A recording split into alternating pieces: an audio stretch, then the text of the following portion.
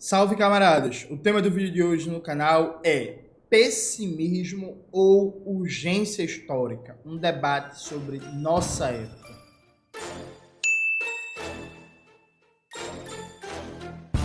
Antes de começar propriamente o tema do vídeo do canal, quero muito agradecer a você que ajuda a manter e melhorar nosso canal a partir do Apoia-se. Seu apoio é fundamental para a gente continuar o nosso trabalho. Note, desde o começo do ano, eu recebo comentários de gente dizendo que eu estou muito pessimista, né? Que eu ando muito pessimista, que eu ando muito para baixo e por aí vai. Eu fiz uma polêmica aberta com esse debate de o socialismo cresce. Tem um vídeo no canal, coloca na tela, Maxwell, por favor. Recentemente eu fiz uma outra polêmica para que serve um youtuber marxista, coloca na tela, por favor, Max. E aí o João Carvalho gravou uma resposta. Só que a resposta do João tem 1 hora e 40 minutos. Eu não consegui ver ainda e provavelmente não vou ver essa semana. Eu estou gravando esse vídeo na segunda-feira, dia 20. Amanhã eu viajo para São Paulo, depois vou para o Rio, vou passar muito tempo fora. Então vou demorar para ver. Só que antes de assistir o vídeo de João, isso, presta atenção, gente, isso não é uma resposta ao vídeo do João. Eu não vi o vídeo ainda, isso não é uma resposta. Mas eu dei uma boa olhada nos comentários e eu vi muita gente falando de pessimismo. João está muito pessimista, João está não sei o que e tal. Eu quero aproveitar para reforçar um debate que eu já fiz em vários momentos do canal e eu quero fazer de novo com vocês. Veja, gente. Desde que comecei a minha militância, eu combato e eu odeio essa coisa de eu não milito para mim, eu milito para o futuro, eu milito para as futuras gerações. Eu não vou ver a revolução, mas daqui a 100 anos, daqui a 150 anos e por aí vai, ela virá e não sei o quê. Por que eu odeio isso? Veja, gente, eu não virei comunista. Não é porque Marx tem a melhor teoria social, a melhor abordagem da realidade, ou porque a dialética marxista é linda, ou porque Marx escreve muito bem. Eu fiquei muito encantado pelas análises de Marx. Eu virei marxista porque eu, na época que passei a me considerar comunista, trabalhava num colégio privado do Recife, que eu recebia um salário mínimo, o salário atrasava, eu era humilhado pela minha patroa, que era uma racista sádica. Eu comecei a trabalhar com 13 anos de idade.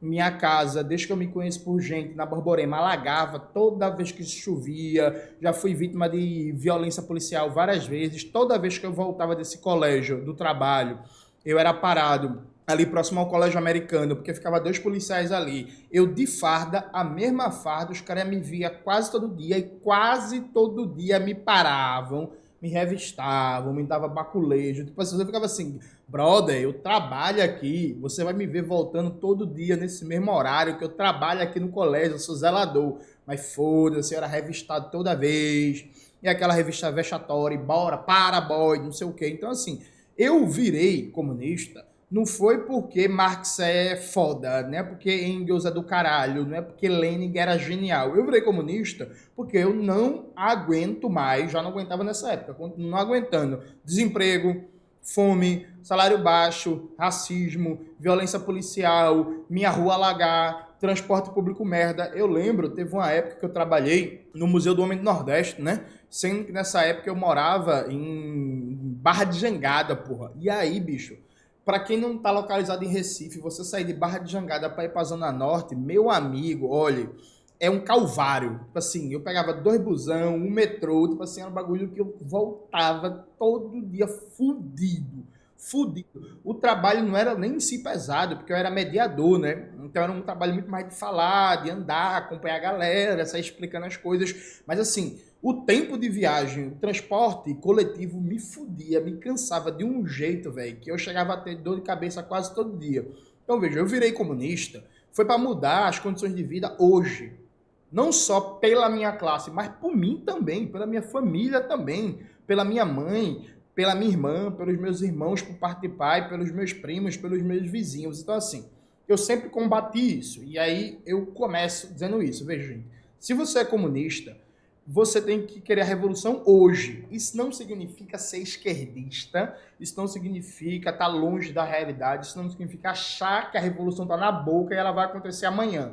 Não é isso, mas você tem que militar, você tem que ter o sentido teórico, político, você tem que ter um tesão de querer a revolução de querer o socialismo para amanhã, porque a vida é uma merda. Só quem é classe média, só quem tem dinheiro, só quem tem um ótimo salário é que pode ficar feliz com esse negócio de uma revolução daqui a 50, 60, 70 anos. Gente, eu não vou me aposentar. A minha geração, tudo constante, se a gente não transformar as condições do país, a gente não vai se aposentar. Veja, eu não conheço, e aí pode ser uma evidência anedótica, né, só do meu ciclo, mas, por exemplo, eu não conheço ninguém na minha faixa de idade, dos meus amigos, minhas amigas, amigos e amigas da minha esposa, e pessoas mais próximas que tem na casa dos 30 anos e tem 10 anos de carteira assinada. É todo mundo PJ, é todo mundo informal, é todo mundo desempregado, é todo mundo Uber, é entregador, e se vira, e faz bico. Então, assim, ninguém vai se aposentar, tá ligado? Tipo, esse bagulho não é uma revolução daqui a 50 anos. 50 anos, meu parceiro, tá ligado? Então, isso por um lado, assim, eu, enquanto instinto de classe, eu nunca engoli, antes de ter uma concepção teórica muito elaborada desse negócio socialismo daqui a 10 anos, socialismo daqui a 20 anos, essa morosidade histórica, porra. Eu quero o socialismo que é pra não morrer amanhã, porra. Porque, tipo assim, eu posso ser assassinado amanhã pela polícia, tá ligado? Porque eu sou preto num país racista e a polícia me mata, bota uma arma aí, um frojado, bota uma trouxa de droga, diz que eu era traficante, diz que eu reagi e eu morri. E aí vai ter protesto, vai ter alguma movimentação, mas morreu, pô. Morreu não volta não, tá ligado? Então, tipo assim, eu tô constantemente com um alvo nas costas. Você que é preto, você que tá assistindo esse vídeo, você tá com um alvo nas costas. A gente não vai se aposentar, a gente trabalha cada vez mais, o transporte é cada vez pior. Eu paguei 400 conto, porra, esse mês de conta de luz, porra. Tá ligado? A Celp privatizada, 400 conto, porra. Tipo assim, meu irmão, o que é que tem? Que porra foi que aconteceu? Que eu paguei 400 conto numa conta de luz, bicho. Tipo assim, tem o que? A geladeira, o micro-ondas, um ventilador, uma televisão e o computador, né, que eu tô usando aqui, o ventilador que tá aqui do lado e um ar-condicionado no quarto, um ar-condicionado safado que a gente só usa de noite para dormir. 400 conto, porra, de conta de luz, tá ligado? Tipo assim, a gente tá sendo esmagado por todo canto. Então, assim, esse é um primeiro aspecto. Aí vem um segundo aspecto, gente, uma análise teórica aqui. A gente não tem 50 anos, sabe? A gente não tem 50 anos por basicamente 3 coisas. Primeira coisa, crise ambiental, gente. O mundo não aguenta 50 anos de capitalismo. O mundo não aguenta 40, 60, 70 anos de capitalismo, não. Simplesmente, simples e objetivamente, hoje, se a gente não muda radicalmente as condições de produção, as relações econômicas, se a gente não consegue começar processos de enfrentamento radical ao capitalismo, o mundo não aguenta 50 anos nessa pisadinha. Porque o aquecimento global, as mudanças climáticas, os climas extremos, os eventos climáticos extremos, tá tudo aqui, agora, já está acontecendo, não é um bagulho para amanhã.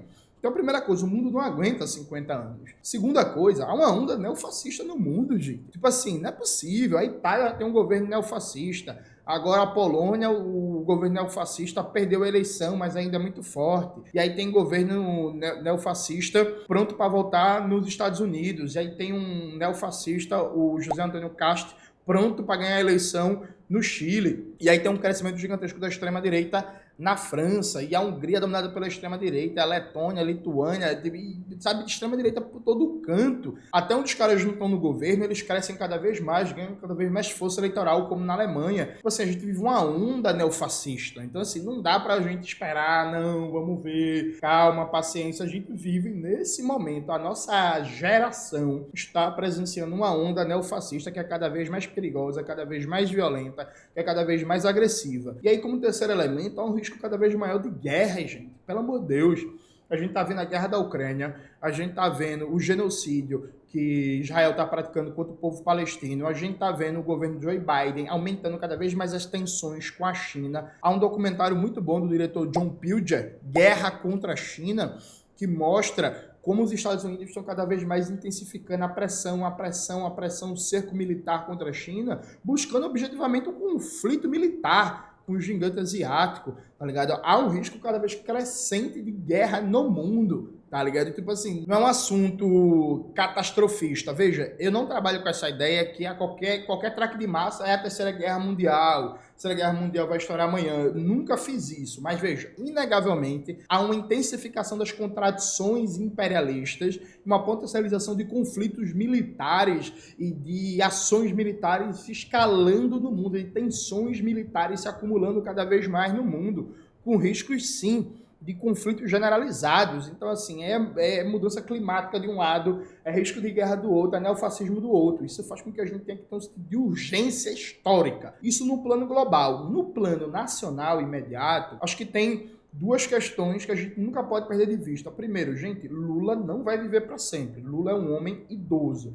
Lula está fazendo o pior governo dele até agora. Veja, o governo Lula 3, o primeiro ano, é o pior ano de Lula como presidente, inclusive até pior do que o primeiro ano de Lula 1, percebe? Tipo assim, é muito ruim. E a tendência, eu já debati isso várias vezes no canal, mantido essa lógica de déficit zero, como foi mantido. O novo teto de gastos, que provavelmente não vai cair, 2024 vai ser uma tragédia, porque o gasto público em 2024, comparação com 2023, vai ter uma queda de mais de 70%. Então, tudo que a gente viu esse ano de crescimento econômico, de aumento ainda que tímido do salário mínimo, mas aumento do Bolsa Família, aumento das bolsas para pós-graduandos, certa recomposição dos serviços públicos, tudo isso vai começar a minguar em 2024. Já não tem contratado para 2024 na LOA, na lei orçamentária, reajuste para o funcionalismo público federal, mais de 1 milhão de pessoas sem reajuste salarial. Não vai ter reajuste para o Bolsa Família em 2024, percebe? O investimento público vai cair para uma porra. Já tem vários analistas, hoje mesmo eu li um texto do Luiz Nassif, que sinceramente ninguém vai dizer que é antipetista, né, gente? Pelo amor de Deus, que o Nassif fala assim, ó, mesmo que o plano do Haddad dê certo, não vai ter um crescimento econômico significativo para 2024, isso vai ter rebatimento nas eleições. Então Lula não vai viver para sempre, o governo Lula está caminhando para o buraco. Em 2024, é o que tudo indica, a extrema-direita vai surfar dentro de um cenário econômico de piora significativa de geração de emprego, de aumento do custo de vida, de redução da atividade econômica, de reforçamento do endividamento das famílias, de mais micro e pequenas empresas fechando por causa da baixa demanda, por causa do alto custo do crédito e por aí vai. Então, assim, e mesmo que o Lula consiga se segurar, mesmo que 2024 não seja uma grande hecatombe, que eu acho que vai ser, né, com talvez consequências de interromper o mandato do Lula, da extrema-direita se fortalecer tanto nas eleições municipais, que arrisca em 2025 uma tentativa de impeachment. Tipo assim, o Lula é um homem idoso, pô. A gente vai confiar o quê? Lula em 2026? Veja, gente, o Bolsonaro ele só perdeu a reeleição porque ele foi burro. Porque o pacote eleitoreiro dele para ganhar a eleição começou muito tarde. Não deu tempo de fazer o efeito necessário e ficou com a cara muito eleitoreira, né? Mas se o Bolsonaro tivesse começado o pacote dele no segundo semestre de 2021, o Bolsonaro tinha sido reeleito, viu, gente? Muita gente fala das igrejas evangélicas, e é verdade. Muita gente fala do processo de doutrinação ideológica da base bolsonarista, que é fiel, não importa o que o cara fala, que é verdade, mas a galera desconsidera que em dezembro do ano passado, o Brasil chegou ao menor nível de desemprego desde 2015, resultado direto do expansionismo fiscal do governo Bolsonaro, desorganizado, sem planejamento, para comprar eleição, tudo isso é verdade, mas veja, foi um alívio gigantesco da situação econômica da classe trabalhadora. Se tivesse feito isso antes, no final do primeiro semestre do ano passado, isso já está visível, a economia já está pujante, bombando com tudo, Bolsonaro não tinha perdido a eleição. Se vem em 2026 um cara com uma perspectiva mais racional, menos fascistoide do ponto de vista retórico e simbólico, tipo um Tarcísio Freitas, meu amigo, a gente tá fudido, tá ligado? Então, assim, a gente tá vivendo uma era que começa um pós-Lula, porque necessariamente, mesmo que o Lula for candidato,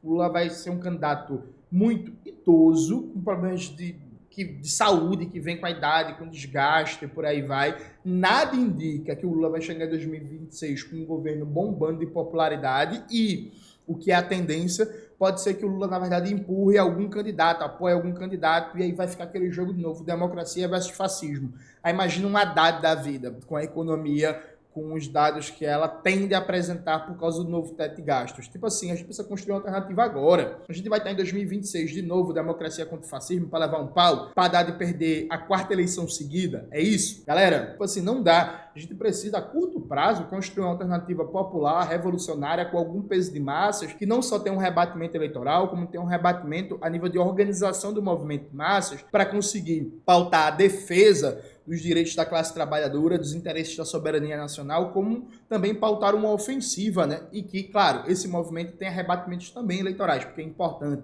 Não dá para desprezar a dimensão eleitoral. Então, isso, por um lado, a urgência. Tipo assim, gente, não dá para a gente passar 4 anos atacando corretamente o projeto neoliberal defendido por Haddad e esperar 2026 para ser neoliberalismo progressista de um lado versus fascismo de outro. Porque ambos com diferenças, mas ambos defendem o mesmo projeto neoliberal que mantém o país afundado no subdesenvolvimento, na dependência, piorando cada vez mais as condições de vida da classe trabalhadora. A gente tem que construir uma alternativa agora, já. Isso por um lado. Por outro lado, a gente tem um cenário internacional que me dói todo dia quando eu acordo e eu vejo as notícias, que é, gente, a China no processo de ascensão global. A China tem, por exemplo, uma supercapacidade instalada de engenharia e de infraestrutura, ou seja, há uma capacidade produtiva chinesa que não é mais capaz de ser consumida internamente. Então a China tem uma capacidade de produzir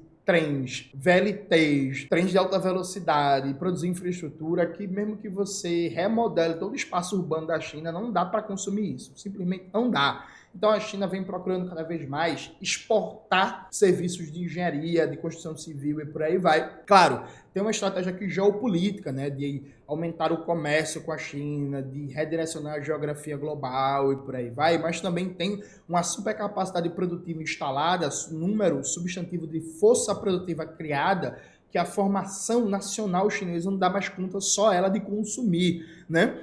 Porque, inclusive, a China já fez mais trens de alta velocidade do que toda a malha mundial. Então, por exemplo, há um interesse chinês gigantesco em exportar isso. A gente poderia, nesse momento, a partir seja de um projeto revolucionário, seja de um projeto realmente de esquerda, que se propõe a mudanças mais profundas, mais substantivas, como é o projeto, por exemplo, do Gustavo Petro, na Colômbia, a gente poderia estar nesse momento negociando com os chineses de fazer uma profunda reforma urbana no país, cortando esse país de norte a sul de trens, metrô, trem de alta velocidade, mudando a configuração urbana, enfrentando a favelização das cidades brasileiras, melhorando a mobilidade urbana, reduzindo as distâncias, combatendo essa lógica de que a população da periferia está 2, 3, 4 horas afastados dos locais de trabalho, dos locais de consumo cultural. Tipo, por exemplo, isso é uma oportunidade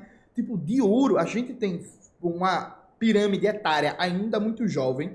A gente tem mais de 50 milhões de pessoas desempregadas na informalidade, força de trabalho disponível. A gente tem um potencial parceiro comercial que tem todo o interesse. Por exemplo, eu aposto com vocês, se o Brasil tivesse um projeto sério de impulsionar o crescimento econômico e a geração de emprego a partir de uma reforma profunda da sua infraestrutura urbana, pensando em política de moradia, pensando em saneamento básico, pensando em transporte de massas, fazer uma parceria com os chineses para instalar as fábricas aqui no Brasil, fazer a joint venture para que o capital seja majoritariamente brasileiro, de preferência público, e acordos de tecnologia de conteúdo nacional, de necessariamente ter cláusulas de fornecedores nacionais e por aí vai, a gente conseguiria fazer, tipo, muita coisa, velho. Muita coisa. Aí, tipo, eu acordo e vejo notícia que um país que, com todo respeito ao Irã, viu, gente, não tem metade da importância territorial, populacional, de recursos naturais do Brasil. O Irã faz um acordo bilionário com a China para trocar petróleo. O Irã vende petróleo para a China, garante um fornecimento de petróleo por mais de 20 anos e, em troca, a China faz transferências tecnológicas, acordos para instalar fábricas, para praticamente reindustrializar, ou melhor dizendo, industrializar o Irã. Tipo assim, o Irã, porra, O Azerbaijão, tipo, com todo respeito também ao Azerbaijão, consegue arrancar um acordo com os chineses que em troca de gás natural, em troca de alguns minérios também instalar indústria pra caralho, mudar a infraestrutura de produção e distribuição de energia elétrica, garantir portos e aeroportos modernos e por aí vai. A gente, tipo, não consegue arrancar nada de substantivo. O capital chinês está vindo aqui basicamente comprar nossas empresas de distribuição de energia elétrica, comprando minério de ferro, petróleo bruto, soja, carne de vaca. Tipo assim, é um negócio surreal. A gente tem algo que é raro na história, a gente tem um país que não é porque ele é bonzinho, atenção, viu, gente? Por interesses econômicos objetivos, um país que tem interesse em viabilizar acordos comerciais que envolvem transferências tecnológicas, que envolvem criação de novas capacidades produtivas no Brasil e que envolve ganhos de produtividade gigantescos na economia brasileira. E a gente não está aproveitando nada disso. A gente está vivendo da mão para a boca, com novo teto de gastos, tá ligado? Com novo teto de gastos, com privatização de presídio, com BNDES apoiando a privatização de empresa de água e saneamento, com explosão de produção de soja, de carne de vaca, de minério, bruto não processado, de petróleo bruto, vendendo as refinarias brasileiras para o capital estrangeiro, vendendo refinaria brasileira para estatal de outros países, entregando pré-sal brasileiro para estatal da Noruega, para estatal da China. Tipo assim, é um bagulho surreal. Surreal. Não é possível que vocês não sintam angustiados, que vocês não sintam necessidade de urgência histórica. Antes, todo esse processo do PCB, eu ser expulso e tal, eu já ficava puto. Eu já falei isso aqui, inclusive, no canal. Eu fiquei puto quando, ano passado, debatendo o resultado eleitoral do PCB, a galera tava comemorando o resultado eleitoral, dizendo que a gente cresceu o voto, a gente, né, que não era do PCB na época, que a gente cresceu, não sei o quê, e eu fiz uma fala, bicho, naquele espaço detonando, porque assim, ano passado eu fui, aqui em Pernambuco, foi a candidatura do PCB mais bem votada proporcionalmente do Brasil, inclusive mais bem votada nos últimos anos do PCB, né? Beleza, mas eu não tava feliz não, pô. Eu ainda fiz uma fala, eu falei, ó, bicho, considerando um voto ideológico, que não é o voto de dinheiro, de máquina partidária, de apoio empresarial, o voto ideológico, a gente só tem direito a comemorar, a ficar feliz quando a gente tiver 1 milhão de votos no Brasil inteiro. Aí, 1 milhão de votos ideológico.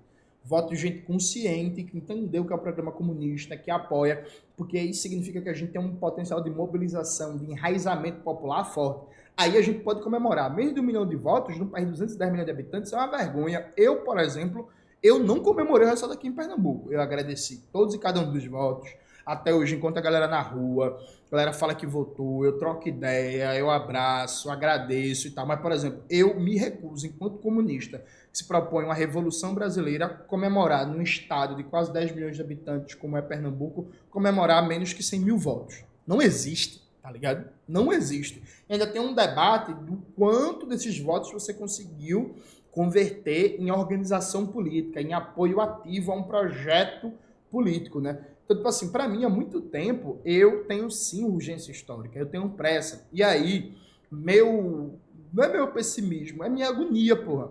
É minha agonia. Eu expresso uma agonia, eu expresso um inconformismo, eu expresso em muitos momentos uma tristeza, porque, e aqui eu vou ter um momento meu da Darcy Ribeiro, meu irmão, eu tô numa vibe há mais de um ano de estudar o Brasil profundamente. E aí, quanto mais você estuda o Brasil, dá uma dor no coração, dá um aperto, porque você entende o potencial do caralho que esse país tem, porra. Você entende que esse país poderia produzir o socialismo mais incrível que já existiu na história da humanidade. Tipo assim, porra, nenhuma experiência socialista aconteceu num país que tem algo semelhante à Petrobras, porra.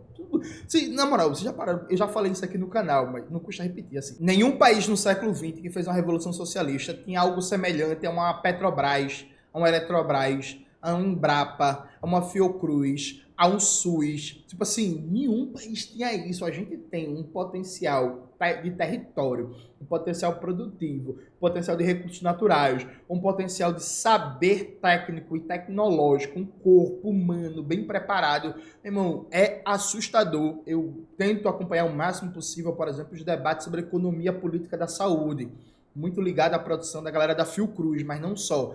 Meu irmão, o conhecimento que se tem acumulado na Fiocruz e o potencial que a gente tem de pensar um processo de planificação socialista, tendo como um dos ramos centrais uma indústria pública, estatal, popular de fármacos, né, conectando essa indústria a partir da demanda do SUS, irmão, a China não tinha isso quando fez a Revolução, a Coreia não tinha isso, o Vietnã não tinha isso, a Rússia não tinha isso, Cuba não tinha isso. Tipo assim, a gente tem um potencial fuderoso e me dói ver esse potencial sendo perdido, sendo destruído. Os caras estão fatiando agora a Eletrobras, porra. A gente tem os Correios. Lenin falava dos Correios modernos como uma protoforma, como uma antevisão do que poderia ser a planificação socialista, dado a dinâmica de como funciona um sistema de Correios, né?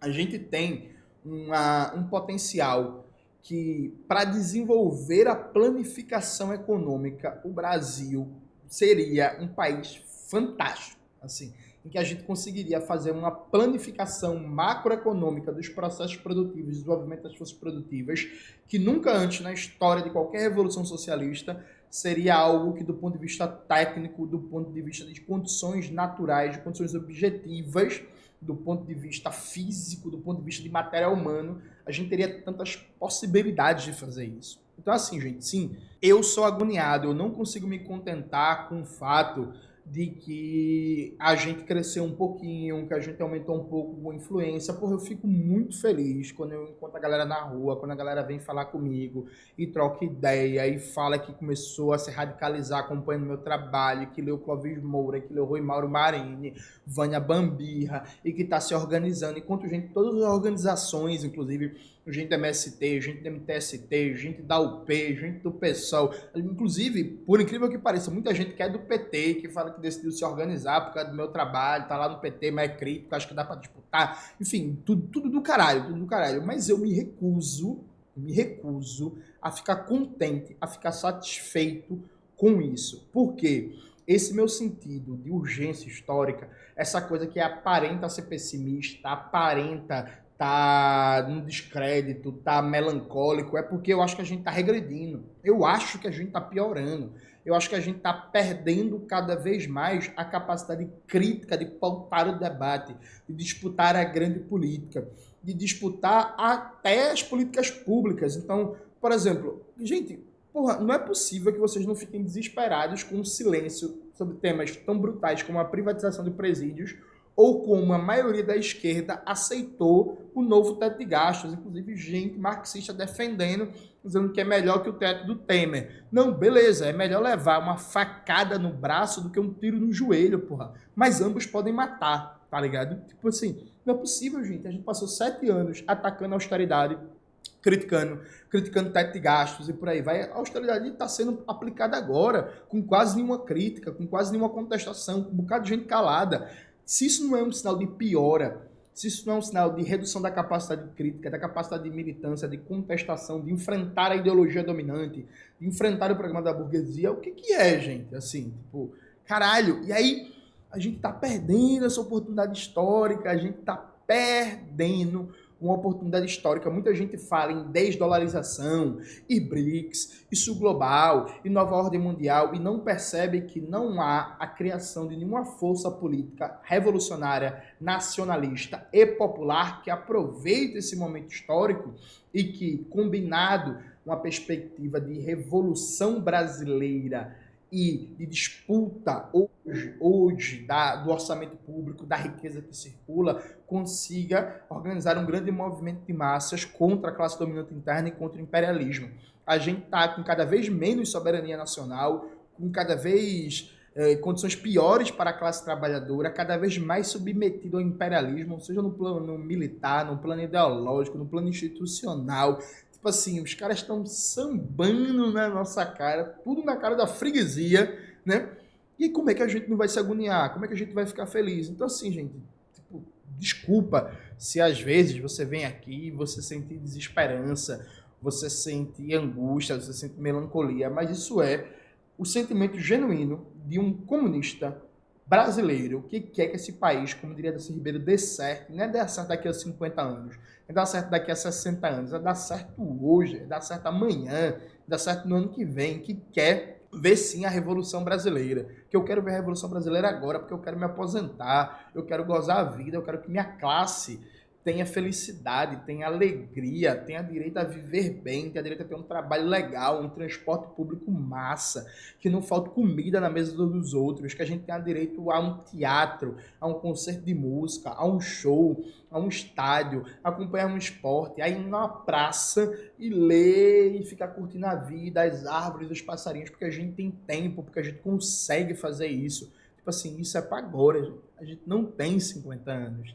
E repito, nada de esquerdismo, nada de, ah, meu Deus, tem que resolver tudo agora, desconsiderar a correlação de forças, desconsiderar a conjuntura, mas a gente tem que tratar as coisas com urgência histórica, a gente tem que se agoniar, a gente não pode ficar feliz com o pouco que a gente tem que ter uma gana de querer mais e mais e mais e mais e mais e mais e tratar as coisas nesse naipe. Meu irmão, não tá bom, não tá bom, não tá bom. Só vai estar bom quando a gente conseguir disputar realmente o poder político nesse país. Fora disso, tá errado, não tá bom, tem que melhorar, tá precário, tá equivocado, vamos melhorar, vamos fazer balanço, vamos avaliar. Não dá para aceitar essa mediocridade, agora eu falei certo, não dá para aceitar essa miséria política e ficar contente porque a gente cresceu um pouquinho aqui, um pouquinho ali, enquanto a classe dominante e o imperialismo manda em tudo. É isso, galera. Espero que vocês tenham gostado do vídeo de hoje do canal. Não se esqueça de se inscrever no canal, ativar o sininho, curtir esse vídeo, compartilhar e tudo isso que vocês já sabem. Um beijo e até a próxima.